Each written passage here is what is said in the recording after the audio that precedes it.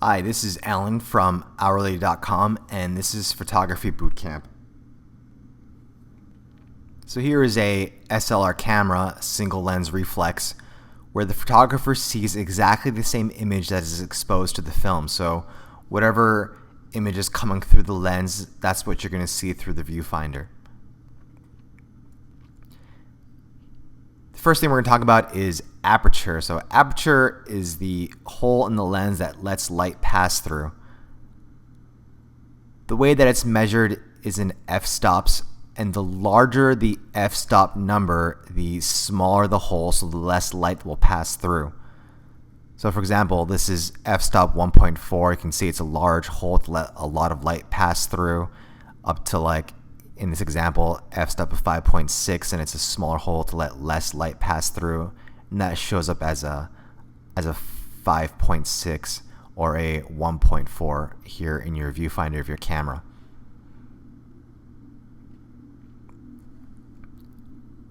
So a camera's aperture is located in the lens. Think of it as a flexible gateway that can be opened or closed by the photographer to control the amount of light entering the camera. Aperture size is generally expressed as an f number or an f-stop.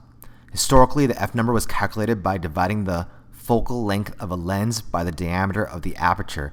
So for example, if you had a 50mm lens and your aperture was measured at 25mm in diameter, your f number would be 2.0, or 50 divided by 25 is 2. So basically, the smaller the f-stop, the larger the hole to let light pass through, and the larger the f-stop, the smaller the hole will be and will let less light pass through. Another way to control light is the shutter speed.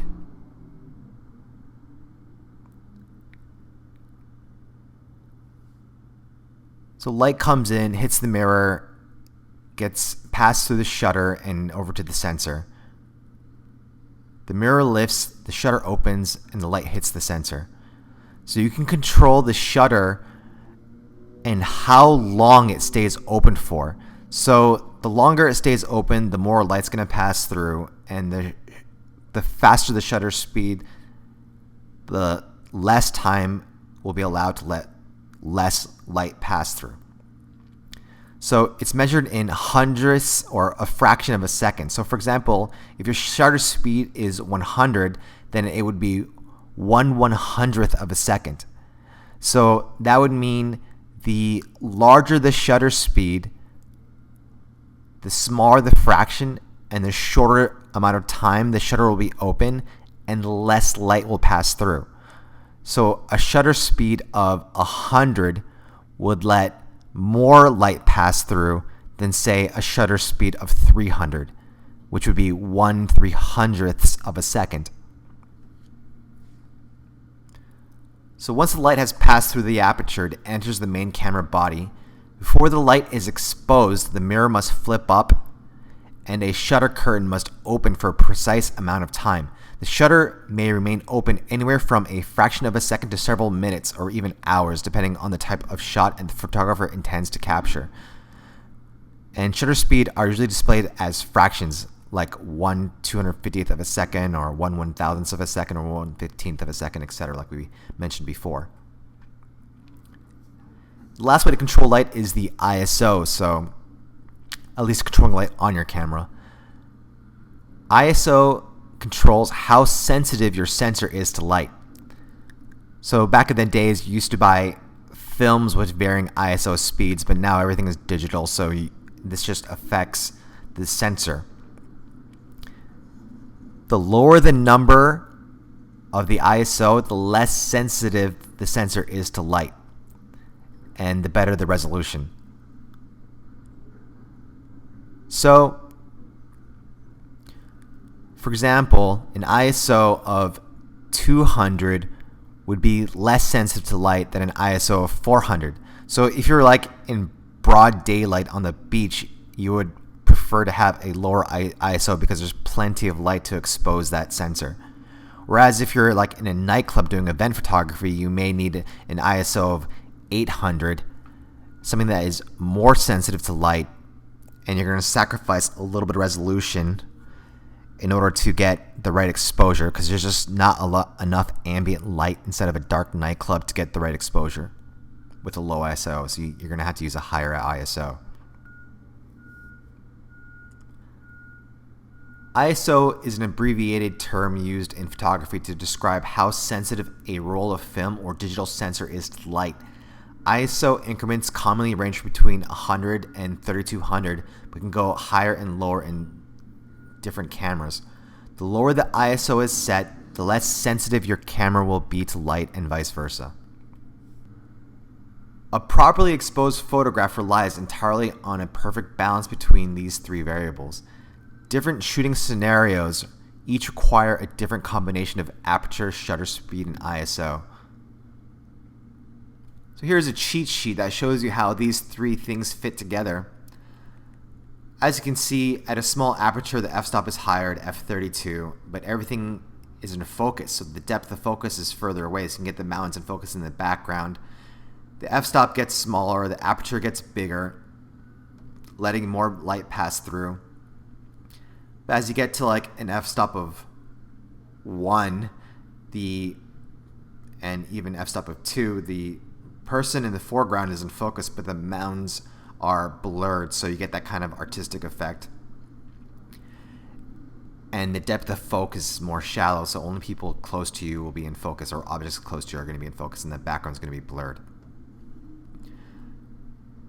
And you can see different corresponding shutter speeds and ISOs and how they all fit together. As the shutter speed becomes faster to slower, the faster shutter speed will capture a person or object in motion, whereas as the shutter speed becomes slower to 1/2 a second, everything becomes blurred because the shutter remains open and exposes the sensor longer. As the ISO increases, the sensitivity to light increases, but you start to lose resolution, so you can see there's some graininess here. There is a high resolution here, everything is nice and crisp, but there's a lower sensitivity to light. So we'll talk more about how to control light as well when we get into the section about external lights, whether they're constant lights or strobe lights, and you'll see a better picture about how it all fits together. So let's talk about composition. So this is the rule of thirds, and so you take your viewfinder and you have this picture in your mind about what you want it to look like, and then you see this like tic-tac-toe box where there's like 2 lines going across, 2 lines up and down, splitting everything into thirds, and you'll see like different aspects of the foreground and background and objects will follow along these lines of the rule of thirds to give you a symmetrical, interesting, artistic, and artistically appealing photograph that separates you from like an amateur photographer that doesn't really know what they're doing. So as you can see in the graph, the frame is divided into 9 sections. These imaginary lines are meant to be a guide when you are framing your shot. If you use these basic rules, the image in the frame will feel more balanced and pleasing to the eye. So we'll give you some examples of that. So here is a portrait photograph, and you can see the subject is lined up with this line right here. The eyes are here as well. The nose is lined up. So an amateur will probably just stick everything in the middle and it looks kind of like a mugshot. Doing it this way gives it a little bit of artistic flair to it. Note that the intersection of 2 lines falls right near the middle of the woman's face. Feel the tension and sense of movement created by all that mysterious black space to the left. The idea behind this old rule is that a picture usually becomes more interesting if the major dominating elements are a bit off-center. The rule of thirds is a simple tool to help you avoid the boring habit of putting everything smack in the middle of every picture. Instead, keep imagining those lines running as shown above and try to place your object of interest somewhere along those lines. And that could include the background as well. So you can see the eyes are lined up, the mouth is lined up, she's within these 2 thirds, and here's another third right here. the golfer's body is lined up with this third right here. And even a background, you can see the sunset is lined up here along with the ocean. Here's one of the boats in this third. So let's talk about model photography. So you're going to deal with a lot of different models with a lot of different types of experience. The more experienced the model, the more different kinds of poses she'll know. And some models will just run through like dozens or even over 100 different kinds of poses on her own, and you'll just stand there taking pictures. You'll be taking like face head shots, 2/3, full length, full body shots. Or you can just go onto Google and type in pose examples or pose charts or modeling pose charts, and you'll see different examples like this. We'll show you like different types of poses. You can flip through different fashion magazines and see what kind of poses you like. You can see like a different 45-degree angle, different places where they place their arms when they pose. You can have them sitting, standing, or lying down, facing in different directions, having a chair and different objects in the photograph as well, having her eyes look in different directions as well. So there's a lot of variety. You can have different facial expressions, happy, serious. It's good to have a nice wide range depending on what the shoot is for and the model that you're working with.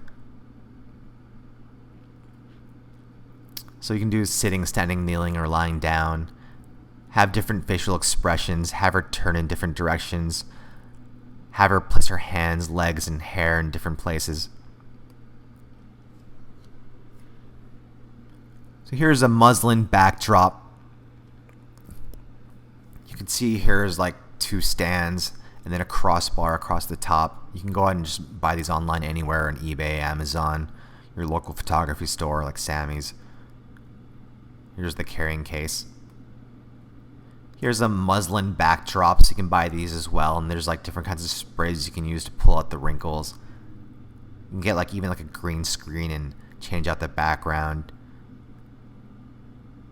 This is a paper backdrop, so this is like a roll of paper. It's kind of like shaped like a toilet paper roll. The crossbar goes through the middle and you unroll it, and then after the model is done walking all over it with her shoes, you can just cut off the bottom part and throw it away and just roll it down for the next model and next shoot. Here's a photography lighting set, so you can see this. Here's a backdrop light and 2 lights at a 45-degree angle from the model. There's different types of lighting setups that you can use. If you just type in like lighting studio setup, you'll get like diagram. You can look at different diagrams of different possible lighting setups. You can have some lights that are facing the backdrop to prevent any shadows. You can have these 2 lights, either constant or strobe lights. So constant light is always on. That's especially important for video. And strobe lights are like flashes that you can trigger to just have like to just do photography. So this is eliminating shadows. And then you have like these diffusers. So here's a diffuser, and this is a reflector, so the light will bounce off this umbrella to hit the subject here, and that will give like a more even lighting, prevent shadows and prevents any harsh lighting to give a nice even feel and even glow to the model.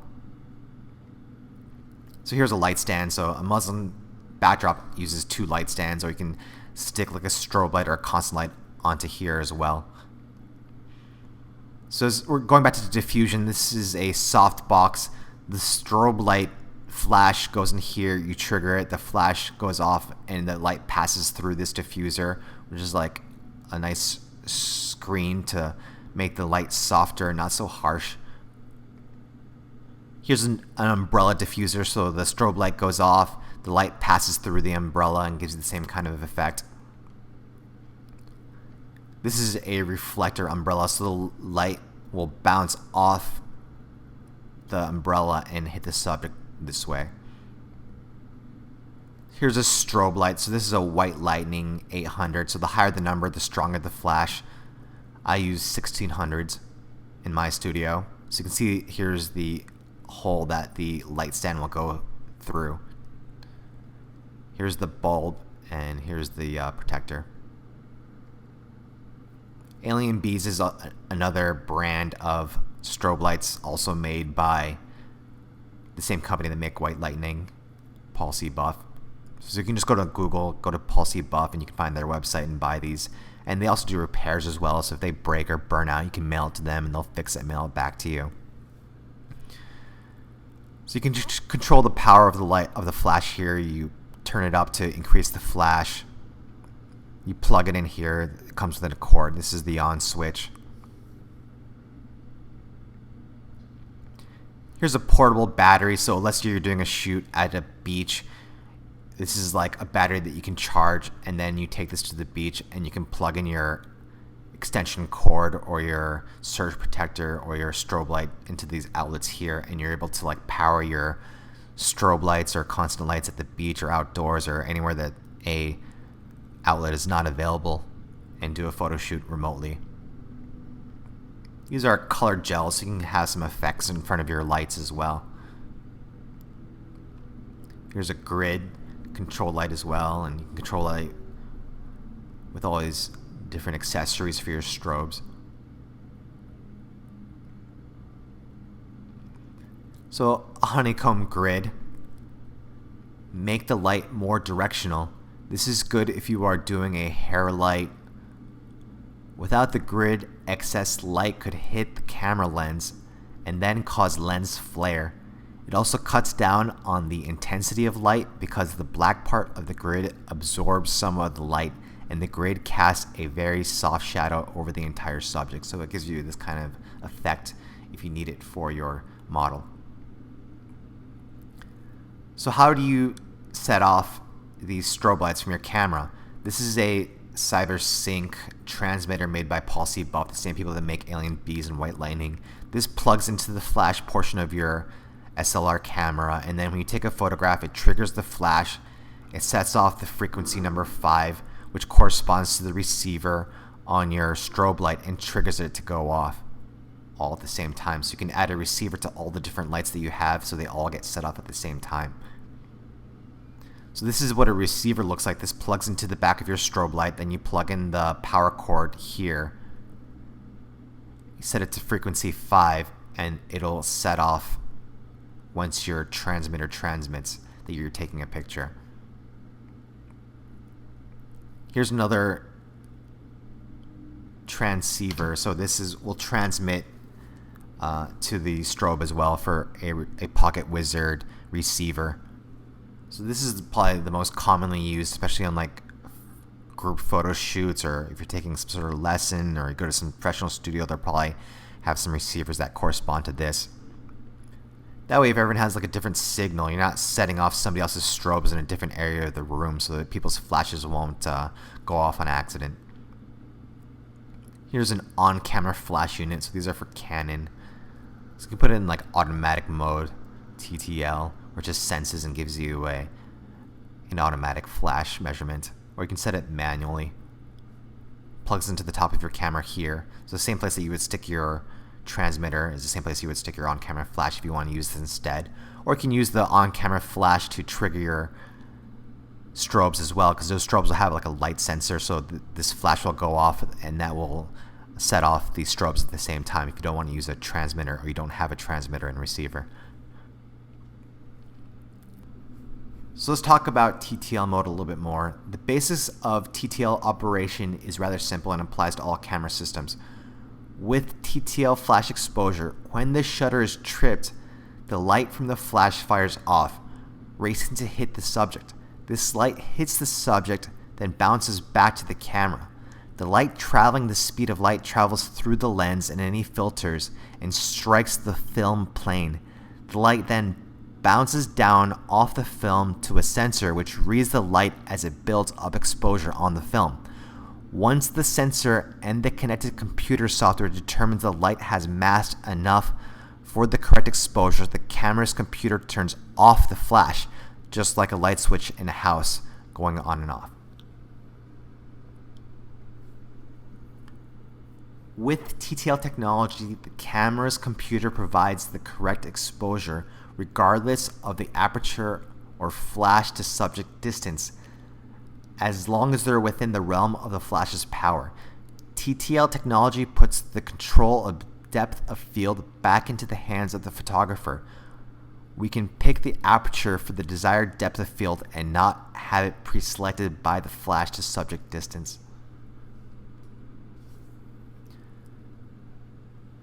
So when I'm doing photo shoots in a studio, I use a light meter to decide the aperture, shutter speed, and the f-stop. So I set the shutter speed that I want along with the ISO that I want to use. I use the light meter and it'll tell me exactly the f-stop I need to get the right exposure. It's also important to control the white balance. So the white balance is the process of removing unrealistic color casts so that objects which appear white in person are rendered white in your photo. Proper camera white balance has to take into account the color temperature of a light source, which refers to the relative warmth or coolness of white light. So you can see when a picture is properly white balanced, the colors are more accurate to real life. When you don't white balance, or the auto white balance is not correct, then you end up with an off-white colored picture. White balance is the process of removing unrealistic color casts so that objects which appear white in person are rendered white in your photo as well. Auto white balance is available in all digital cameras and uses a best guess algorithm within a limited range. Custom white balance actually uses the camera to measure the color of the light hitting the sensor. To make sure that the camera is measuring the color of the light source and not the color of some object from which light has been reflected, the photographer must use a neutral gray or white object to establish the white balance. Typically, the photographer will photograph a gray card or other similar object and use that to establish the white balance. So here is a 80% gray card. That's the URL to buy this on Amazon.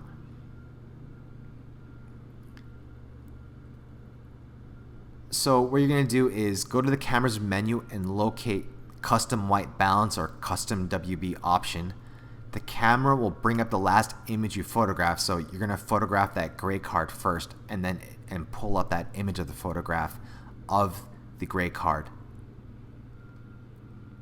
Press the set button on the rear of the camera and it will ask you if you want to use white balance data from this image for custom white balance and select OK. Change the white balance setting on your camera to the custom white balance setting that you just created. You can also do the same with an Expo disc, and that's the URL to get this from Amazon. So here's the disc right here. You attach the Expo disc to the front of your lens, white side towards the camera. Some cameras require the lens to be in manual focus to capture an exposure through the Expo disc. You go to Camera Program or Aperture Mode, and this will automatically produce a good exposure through the Expo disc. When using flash, you must set your custom white balance using the same shutter speed that you intend to use when photographing your subject. Your flash must fire when setting the custom white balance.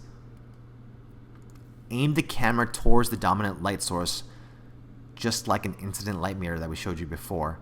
Follow your camera's custom white balance procedure to take a white balance reading. Ambient light, indoor or outdoor. Aim the Expo disc towards the brightest light source or area of the sky. It is best to stand in the same light as your subject to set the custom white balance. With an on-camera flash or a bounce flash, aim the camera and the flash towards the bounce surface like a ceiling to set your custom white balance. So let's talk about a shoot day. You're going to prepare differently depending on where you're planning to shoot, whether it's at a beach outdoors where everything is going to have to be portable. Don't forget your battery. Reflector dishes, things of that sort. You're going to shoot inside of a studio or at an event, etc. You're going to determine what wardrobe the model is going to need. Are you going to use a makeup artist, or are you going to have the model do her own makeup and meet you at the location? What kind of setup are you going to do as far as the lights and the backdrop? Are you going to bring friends or assistants to help you? Does the model feel more comfortable or safer? bring a friend or a boyfriend or a girlfriend or whatever. Decide where you're going to meet. You can talk about it over the phone or meet in person, discuss the goal of the shoot and what she has to wear and the plan for the makeup and the time and the location and what to expect. And then you're going to go ahead and go forward with the shoot, and we'll talk about that more. And then you're going to have to get the photos back to the model, whether you're going to give it to her on disk, a USB, you're going to email her a link through a Dropbox, or give it to her on the spot. You're going to edit the photos first, possibly, or add a watermark and then give her the photos afterwards. Get it to her in a timely fashion. Don't make her wait too long, or else it may give her a bad impression of you.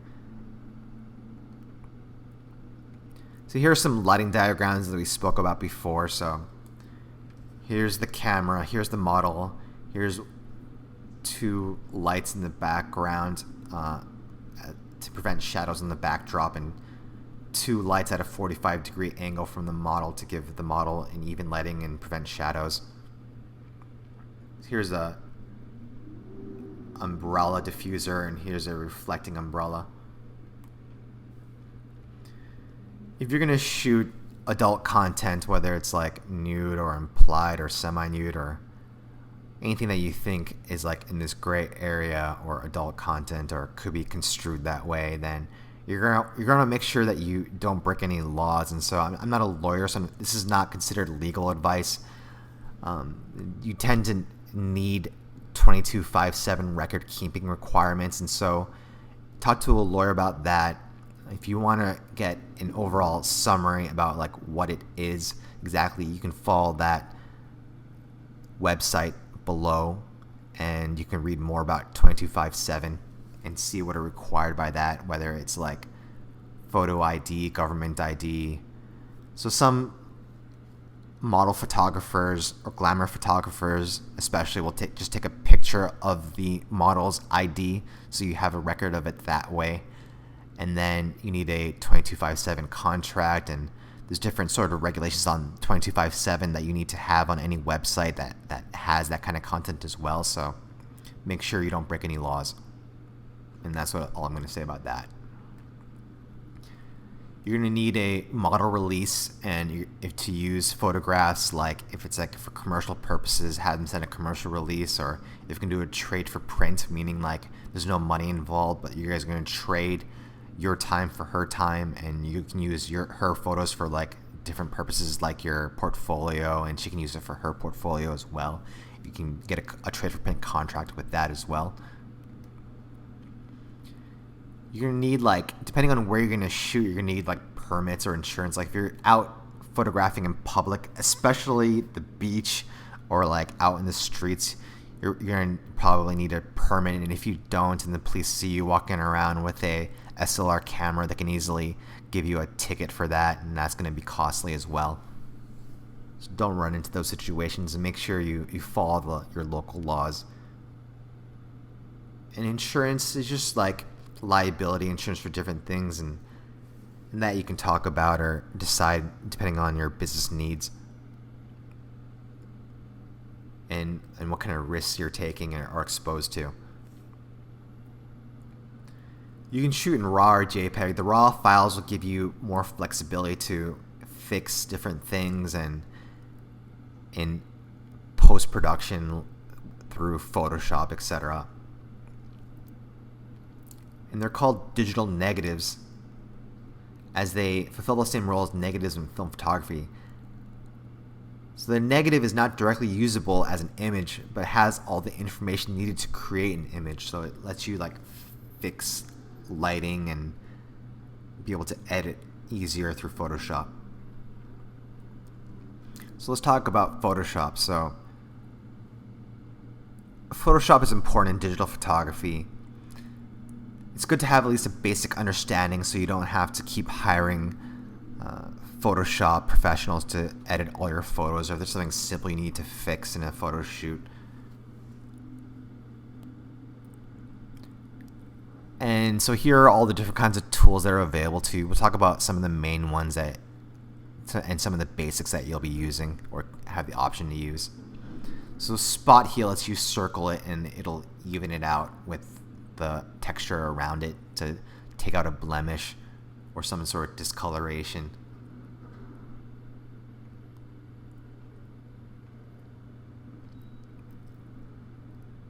So in a clone stamp, you click on the clone stamp tool, you select a stamp brush type and size, place your cursor near where you wish to correct a blemish. You are looking for colors and textures that will substitute for the flawed area. Often this is an area right next to the flaw. Hold down Option key and click where you want to capture the pattern to be stamped onto the flaw. Release Option key and stamp where the blemish is.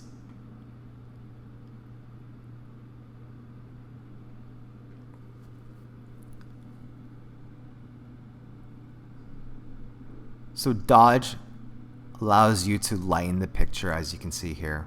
So here is the dodge tool.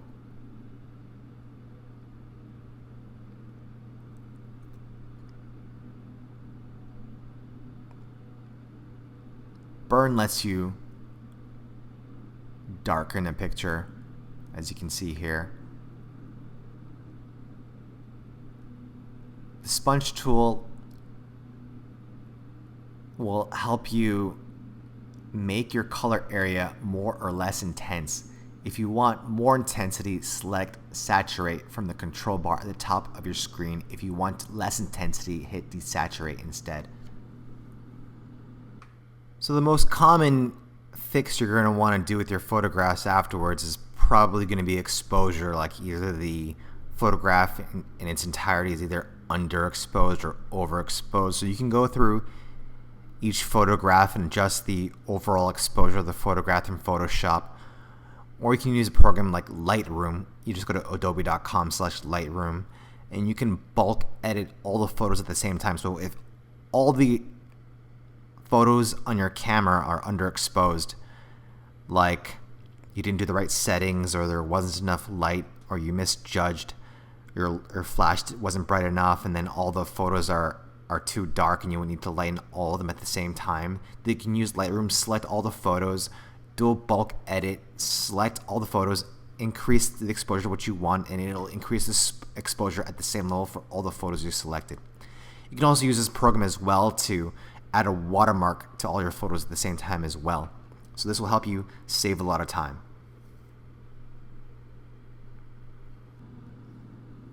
So where can you meet models?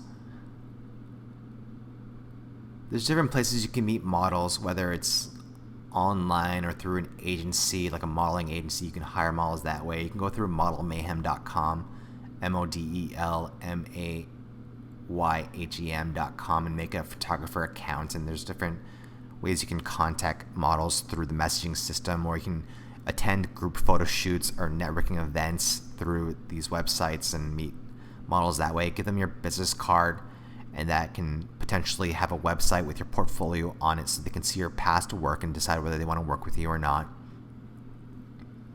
Go to like meetup events for photography and models and meet models that way as well. At events, like if you're going to shoot a club or a wedding, that takes a different type of experience. You can't really be shy in these kinds of situations. You have to be able to interact with people in a polite, friendly way. So you can talk to people, you can say, would you like a photograph? And then you go ahead and shoot them, and you let them know that looks great. You can show them a preview on the back of your camera. Interact with people, read the situation, know when it's appropriate to shoot and when not to shoot, so that whoever's hiring is happy with the end result. Get the pictures that you need. Shoot wide or with the maximum aperture for your lens to get the right exposure, especially in dark situations like clubs and things of that sort when you're shooting people up close. Your shutter speed can range between 1/100th and 1/200th as a minimum shutter speed.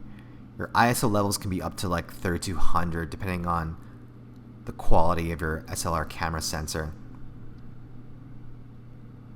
Or it can be a little bit lower if you want a better quality resolution. So let's talk about different modes in your camera. You can shoot in Aperture mode to control the depth of field, and the camera will decide the other modes, like shutter speed and the ISO. You can create shallow depth of field for a portrait, like people photos, or anytime you want a blurred background. So you can choose like a low aperture, like 2.8 or 1.8, and then your subject will be in focus and the background will be blurred while in Aperture mode.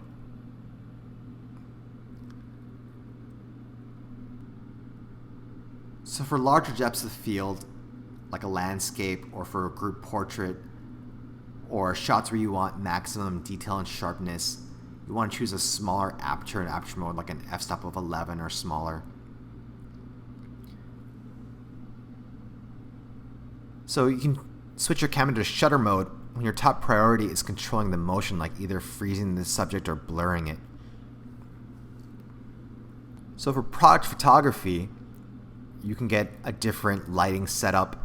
Like that link on Amazon will buy you this light tent. So you can see like they're shooting that bottle of liquor, and then they have the two lights on the side and this light tent where they put the object in the middle, so it makes a nice even lighting with no shadows and get you a nice professional product photograph. So you can either like go on Amazon or eBay or Google Shopping and type in portable studio light box or portable light tent, and you'll find that. So diffusion is the process of softening the light from your bulbs to produce a less harsh, more diffuse distribution of light. This gives a more professional look to your shots and avoids harsh shadows and specular highlights. Diffusion is a critical component of your product photography studio. So if you have any questions, you can find us at hourly.com.